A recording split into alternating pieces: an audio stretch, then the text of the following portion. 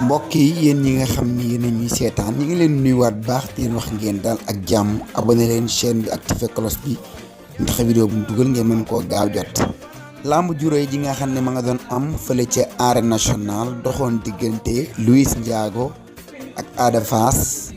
waaye tamit amoon yeneen i combat yuñ ca toftal lamb ju mag ji nag doxoon diggante Luis Ndiago ak Ada Fass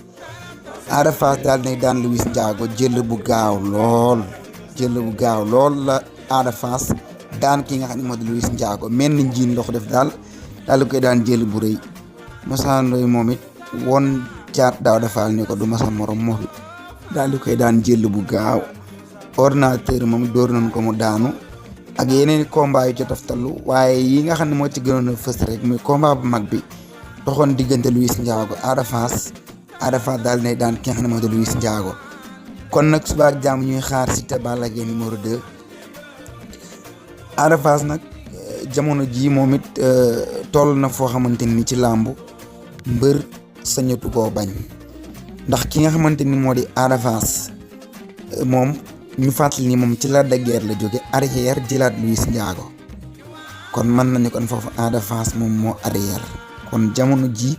Ada Fass yëkkatiwaat na beneen pas dugg ci li nga xam ne moo di cour des grands ndax dañ koy jox Moussa Ndoye mi daan Thiat Daouda Fall loolu laaj la bu samp waaye ñu fàttali ni mbokk yi Moussa Ndoye xale bu ko ci moytu ki nga xamante ni moo di Moussa Ndoye ak ama neex ñaari mbër lan yoo xamante ni doon ay mbër yu ndaw mbër vaada lan mbër kaamil lan mën nañoo bëri am nañ doole xale bu leen ci moytu di leen këpp sa reer Moussa Ndoye